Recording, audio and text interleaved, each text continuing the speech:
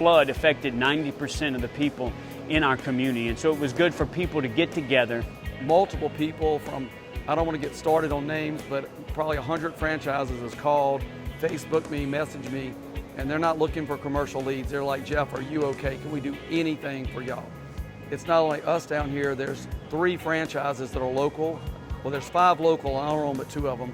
And they've started a fund for all the employees to pay for the employees who lost everything.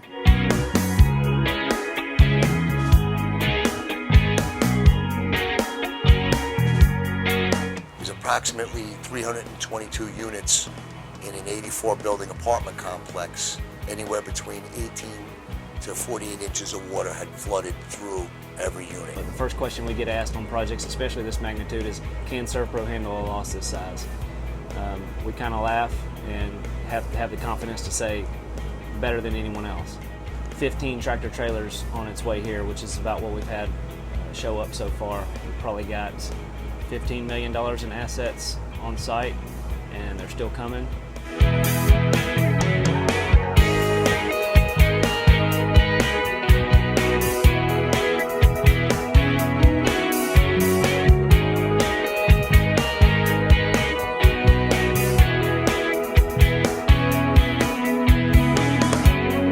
So I had a relationship with SERVPRO already, and so there was really no question who we were going to call. Been very professional, efficient, and you can see behind me just all the work that they have gotten done in the past few days here at our campus, and we're very pleased with the progress that we're making here in the cleanup. And we got about 4 feet of water here all over our church campus, and we were really shocked that it would happen because we were built up so high, but Mother Nature had another idea.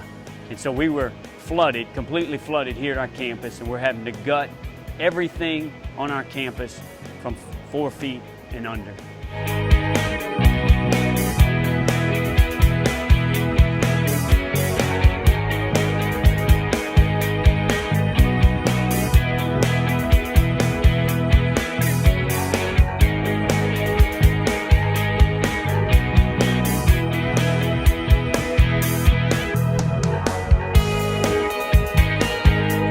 Walked into this store over here. It had about 2 feet of water come through it. The power had been off for some period of time, and so meats had began to spoil. A lot of things that were on the lower shelves had been dumped into the floors. You can imagine diapers and dog food, when they get wet, they swell up huge, and so the odor and everything, I mean, the store was really just trash. You could see, because of the excess humidity, that the ceiling tiles were sagging. We know the sheetrock's going to be wet. We know the VCT has to come up. And so we're actually going to be gutting the entire store. You have to understand their need. You know, there's some things that are specific to them that they got to have, whether the consultant talks about it or whether the adjuster talks about it. At the end of the day, it's about what the client wants.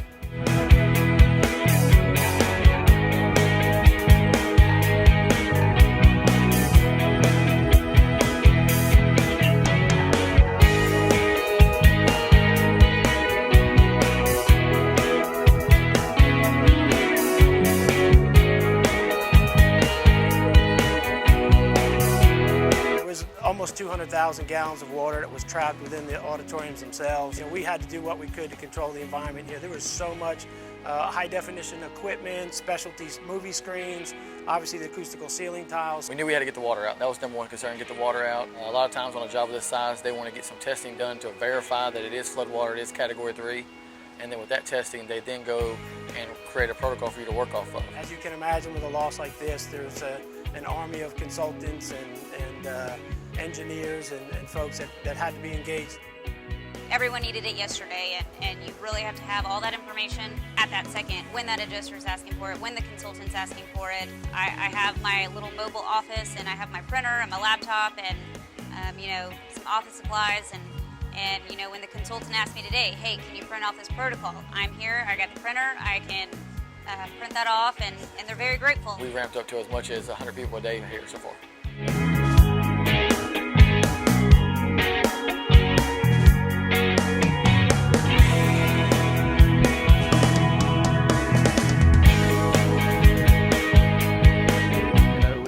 getting up at 5 in the morning, trying to get to bed by 2:30 at night, hoping to sleep 2 hours and roll the next day.